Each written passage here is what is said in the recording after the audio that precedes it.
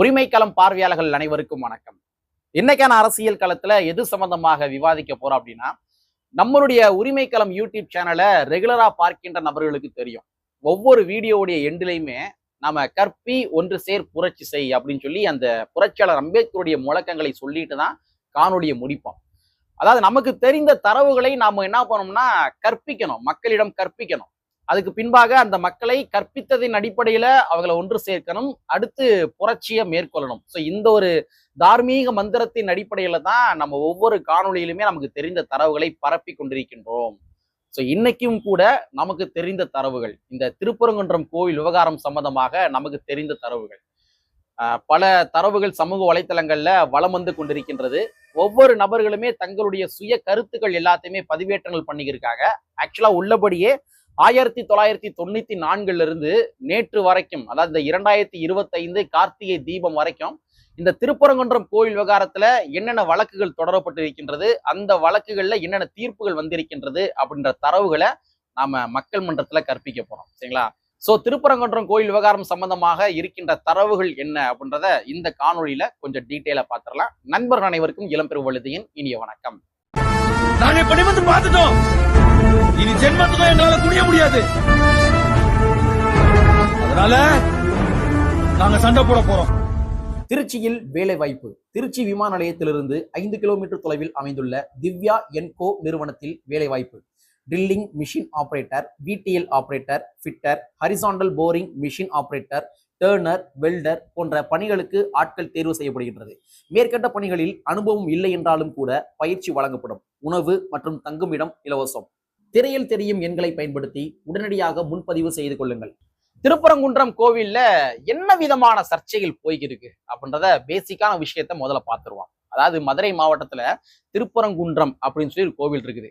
அதாவது முருகனுடைய 6 படை வீடுகள்ல முதன்மை படை வீடு தான் இந்த திருப்பரங்குன்றம் கோவில். அதாவது ஒரு மலை இருக்கும், அந்த மலையினுடைய மலை அடிவாரத்துல சுப்பிரமணிய சுவாமி கோவில் அப்படின்னு சொல்லி முருகனுடைய முதல் படை வீடு கோவில் வந்து இருக்குது. சரியா? இந்த மலை இருக்கு இல்லையா, திருப்பரங்குன்றம் மலை, இந்த மலை என்பது ஒரு மத நல்லிணக்கத்திற்கான ஒரு அடையாளமாக இருந்து கொண்டிருக்கின்ற மலை. இந்த மலையில கீழே பார்த்தோம்னா சுப்பிரமணிய சுவாமி கோவில் இருக்கா, இந்த பக்கம் பார்த்தோம்னா சமணர்களுடைய படுக்கை இருக்குது. சமணர்கள் வாழ்ந்த அந்த படுக்கை இருக்கு இல்லையா, குடியிருப்பு பகுதிகள், அந்த பகுதியில் வந்து திருப்பரங்குன்றம் கோவில்ல வந்து இருக்குது. அப்படியே மலையில ஏறி போனோம் அப்படின்னு பார்த்தோம்னா அந்த திருப்பரங்குன்றத்துல வலது பக்கம், மலையில வலது பக்கம் குன்றுகள் இருக்கும். அந்த குன்றுகள் வந்து பார்த்தோம்னா ஒட்டுமொத்த மதுரை மாவட்டமே தெரியும். ஸோ சமணர்கள் வாழ்ந்த பகுதிகள் வந்து அந்த மலையில வந்து இருக்குது. அது மட்டும் கிடையாது, இன்னொரு பக்கம் காசி விஸ்வநாதர் கோவில் வந்து இருக்குது. இன்னொரு பக்கம் சிக்கந்தர் தர்கா அப்படின்னு சொல்லி இஸ்லாமியருடைய ஒரு தர்காவும் கூட இருக்குது. ஸோ அந்த மலை என்பது ஒரு மத நல்லிணக்கத்திற்கான ஒரு மலை. சரியா? சோ அந்த மலை அடிவாரத்துல சுப்பிரமணிய சுவாமி கோவில் வந்து இருக்குது. கரெக்டா அந்த முருகனுடைய சன்னதி இருக்கு இல்லையா, அந்த சன்னதிக்கு மேல மலையில உச்சி பிள்ளையார் கோவில்னு சொல்லி ஒரு கோவில் வந்து இருக்குது. சோ இந்த கோவில்ல தான் ஆண்டாண்டு காலத்திற்கும் ஒவ்வொரு வருடமுமே கார்த்திகை திருநாள் என்று தீபங்கள் வந்து ஏற்றுவாங்க. கார்த்திகை விளக்கு தீபம் ஏத்துறாங்க தெரியுமா, அந்த தீபம் என்பது கரெக்டா உச்சி பிள்ளையார் கோவில்ல தான் ஏத்துவாங்க. நீங்க அந்த கோவிலுடைய அந்த கோபுரத்தினுடைய நேரம் நின்று பாத்தீங்க அப்படின்னா கோவில் சன்னதிக்கு மேல கரெக்டா அந்த உச்சி பிள்ளையார் கோவில், அந்த உச்சி பிள்ளையார் கோவில்ல அந்த தீபம் எரியும். அதை பாக்குறதுக்கே ஒரு நேர்கோடு மாதிரி இருக்கும்.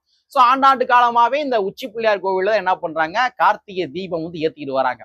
சோ இந்த நிலைமையில தான் இந்த 2025ஆம் வருடம் பாஜகவுடைய ஆதரவாளர்கள் என்ன பண்றாங்க, இல்ல உச்சி பிள்ளையார் கோவில்ல நீங்க தீபம் ஏத்தக்கூடாது, நீங்க வந்து நாங்க சொல்ற இடத்துலதான் தீபம் ஏத்தணும் அப்படின்னு சொல்லி நீதிமன்றத்துல ஒரு வழக்கு வந்து தாக்கல் பண்றாங்க.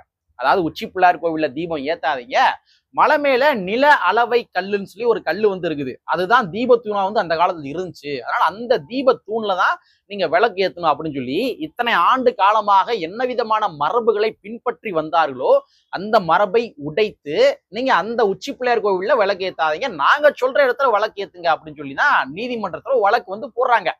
அப்ப ஜி.ஆர். சுவாமிநாதன் அவர்கள், நீதிபதி ஜி.ஆர். சுவாமிநாதன் அவர்கள் என்ன பண்றாங்கன்னா, பெட்டிஷன்தாரர் என்ன கேட்கிறாங்களோ அதை நீங்க செஞ்சு கொடுங்க. அதாவது நீங்க உச்சி பிள்ளையார் கோவில்ல விளக்கு ஏத்தாம பெட்டிஷன்தாரர் ஒரு இடத்த காட்டுவாரு, அந்த இடத்துல நீங்க விளக்கு ஏத்தீங்க, விளக்கு ஏத்துறதுக்கு நீங்க அனுமதி கொடுங்கன்னு சொல்லி நீதிபதி ஜி.ஆர். சுவாமிநாதன் அவர்கள் என்ன பண்றாருன்னா ஒரு தீர்ப்பை வழங்குகின்றார். சோ இந்த தீர்ப்பை மேற்கோள் காட்டி தான் நேற்றைய தினத்துல திருப்பரங்குன்றம் கோவில்ல பாஜகவுடைய ஆதரவாளர்கள் சண்டை சச்சரவுகளில் ஈடுபட்டுள்ளார்கள். ஸோ இதுதாங்க ஒரு மிகப்பெரிய பிரச்சனையா சமீபத்துல போய்க்கிருக்கு. சோ இந்த தீர்ப்பு என்பதே சட்டத்திற்கு முரணானது அப்படின்னு சொல்லி மதுரை மாவட்டத்தில் இருக்கிற வழக்கறிஞர் வாஞ்சிநாதன் அவர்கள் பிபிசி செய்தி நிறுவனத்திற்கு ஒரு பேட்டி வந்து கொடுத்திருக்காரு. சோ அந்த பேட்டியில் அவர் கூறிய தரவுகள் என்ன அப்படின்றத நம்ம ஒன்னொன்னா பார்த்துருவோம். ஏறக்குறைய ஒரு 1994 இருந்தே இந்த சட்ட போராட்டங்கள் நிகழ்ந்திருக்கின்றது. சோ ஒவ்வொரு காலகட்டங்களிலுமே என்ன விதமான சட்ட போராட்டங்கள் நிகழ்ந்திருக்கின்றது, அதற்கு நீதிபதிகள் என்ன விதமான தீர்ப்புகள் வழங்கியிருக்கின்றார்கள் அப்படின்றத நம்ம ஒன்னொன்னா பார்த்துருவோம். சரியா? 1994ஆம் ஆண்டு நீதிமன்றத்துல ஒரு வழக்கு வந்து தாக்கல் செய்யப்படுகின்றது. அந்த வழக்கை யார் தாக்கல் பண்றாங்கன்னா, இந்து பக்த ஞான சபை சார்பாக தியாகராஜன் என்று சொல்லப்படுகின்ற ஒரு நபர் தான் என்ன பண்றாரு, நீதிமன்றத்துல ஒரு வழக்கு வந்து தாக்கல் பண்றாரு. சோ 1994ல நீதியரசர் கனகராஜ் அவர் என்ன பண்றாரு, ஒரு தீர்ப்பு வந்து வழங்குறாங்க. அந்த தீர்ப்புல அவங்க என்ன சொல்றாங்க அப்படின்னா, அதாவது திருப்பரங்குன்றம் மலை மேல தர்கா இருக்கு இல்லையா, அந்த தர்காக்கு போற வழி நெல்லித்தோப்புன்னு சொல்லுவாங்க.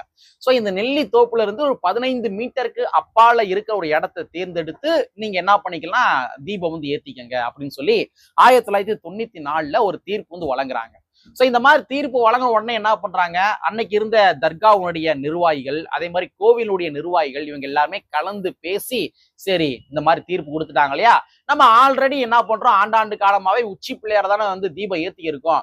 சோ நம்ம என்ன பண்ணுவோம், மறுபடியும் உச்சி பிள்ளையார் கோவிலையே நம்ம தேர்ந்தெடுத்து அங்கேயே நம்ம தீபம் ஏத்திக்கிருவோம், புதிதா ஒரு இடம் வந்து வேணாம் அப்படின்னு சொல்லி 1994ல நீதிபதி வழங்கிய அந்த தீர்ப்பை ஏற்றுக்கொண்டு கோவில் நிர்வாகமும் தர்கா நிர்வாகமும் ஒருங்கிணைந்து ஒரு முடிவு எடுக்கிறாங்க. அந்த முடிவு தான் உச்சி பிள்ளையார் கோவில். ஆல்ரெடி நம்ம ஏற்றி கொண்டிருக்கின்ற இடமே தீபம் ஏற்றுவதற்கு சரியான இடம் தான், நம்ம அதுலயே கண்டினியூ பண்ணுவோம் அப்படின்னு சொல்லி ஒரு முடிவு வந்து எடுத்துறாங்க. சோ 1994ல அந்த தீர்ப்புக்கு உண்டான நடவடிக்கைகளை கோவில் நிர்வாகம் எடுத்து விட்டது. தர்காவும் கோவில் நிர்வாகம் சேர்ந்தே எடுத்து ஒரு இடத்தை தேர்ந்தெடுத்து விட்டார்கள். அதுதான் உச்சி பிள்ளையார் கோவில். சரியா? சோ இந்த மாதிரி 1994 நடந்துருது. அடுத்து 2014ஆம் வருடம் ஒரு ரிட் மனு தாக்கல் செய்யப்படுகின்றது. இதே மாதிரி திருப்பரங்குன்றம் கோவிலை மையப்படுத்தி ஒரு ரிட் மனு தாக்கல் பண்றாங்க. அந்த மனுவை என்ன சொல்றாங்க அப்படின்னா, அதாவது உச்சி பிள்ளையார் கோவில் இருக்கு இல்லையா, உச்சி பிள்ளையார் கோவில் ஏற்றப்பட்டு கொண்டிருக்கின்ற அந்த தீபம் என்பது அது வந்து மோட்ச தீபம்.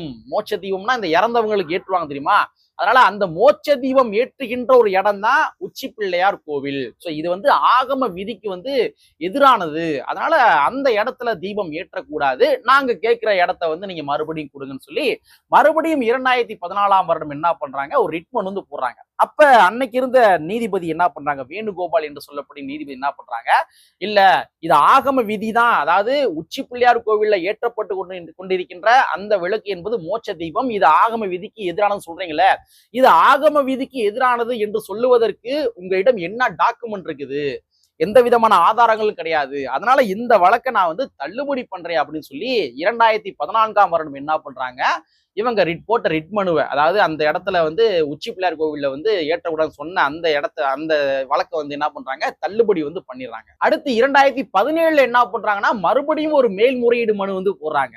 அந்த மேல்முறையீட்டு மனுவுல நீதியரசர்கள் கல்யாண சுந்தரம், பவானி சுப்பராயன் அவர்கள் அவங்க என்ன பண்றாங்கன்னா, அவங்க வந்து ஒரு தீர்ப்பு வந்து வழங்குறாங்க. அதாவது கடந்த ஆண்டுகள்லயே என்ன பண்ணிட்டாங்கன்னா, கோவில் நிர்வாகமும் அதே மாதிரி தர்காவுடைய நிர்வாகிகளும் சேர்ந்து ஆல்ரெடி ஒரு முடிவெடுத்து ஆல்ரெடி வழக்கம் போல எப்பயும் போல அந்த உச்சி பிள்ளையார் கோவில் வந்து தீபம் ஏத்துக்கிருக்காங்க. சோ மறுபடியும் நீங்க இடையூறு பண்றீங்க. ரொம்ப சிம்பிளா சொல்றதா இருந்தா, ஏற்கனவே பேசி முடிச்சுட்டாங்க, பஞ்சாயத்து முடிஞ்சு கிளம்புங்க அப்படின்ற மாதிரி 2017ஆம் வருடம் மேல்முறையீட்டு மனுவிலும் கூட நீதிபதிகள் இதே தீர்ப்பை தான் வழங்கி இருக்கின்றார்கள். இந்த நிலைமையில இந்த 2025ஆம் வருடம் நீதிபதி GR சுவாமிநாதன் அவர்கள் வழங்கிய இந்த தீர்ப்பு என்பது ஏற்கனவே வழங்கப்பட்ட தீர்ப்புகளுக்கு முரண்பாடாக இருக்கின்றது, எதிராக இருக்கின்றது அப்படின்னு சொல்லி வாஞ்சிநாதன் அவர்கள் ஒரு குற்றச்சாட்டை முன்வைக்கின்றார். அதாவது கடந்த 2017ஆம் வருடம் ஒரு வழக்கு சொன்னேன் இல்லையா, அந்த மேல்முறையீட்டு வழக்கு, அந்த மேல்முறையீட்டு வழக்குல 2 நீதிபதிகள் கொண்ட அமர்வுகள் தான் என்ன பண்ணிருக்காங்க, தீர்ப்புகள் வழங்கியிருக்கிறாங்க. அதாவது ஆல்ரெடி கோவில் நிர்வாகமும் ஆல்ரெடி தர்கா நிர்வாகமும் பேசி முடிச்சிட்டாங்க, அதனால மறுபடியும் பஞ்சாயத்து பண்ணாதீங்க, கிளம்புங்க அப்படின்னு சொல்லி கடந்த 2017ஆம் வருடம் போடப்பட்ட மேல்முறையீட்டு மனுவுல நீதிபதி கல்யாண சுந்தரம், பவானி சுப்பராயன் அவர்கள் 2 நீதிபதிகள் கொண்ட அமர்வுகள் என்ன பண்ணிருக்காங்க, ஆல்ரெடி இந்த கோயில் விவகாரம் சம்பந்தமா தீர்ப்பு வழங்கிட்டாங்க. அப்படி பட்சத்துல அதுக்கப்புறம் தீர்ப்பு வழங்குவதாக இருந்தா, இதே சம்பந்தமான வழக்குகளை தீர்ப்பு வழங்குவதாக இருந்தா 3 நீதிபதிகள் கொண்ட அமர்வுகள் தான் என்ன பண்ணணும், தீர்ப்புகள் வழங்க வேண்டும், அதை விசாரணைக்கு எடுத்துக்கொள்ளணும்.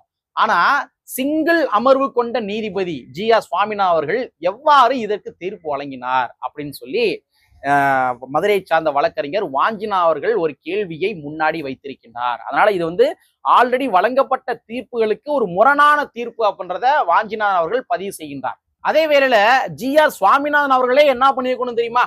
ஆல்ரெடி 2017 இரட்டை நீதிபதிகள் கொண்ட அமர்வு தீர்ப்பு வழங்கிட்டாங்க. மறுபடியும் இது மாதிரி ஒரு கேஸ் வருது.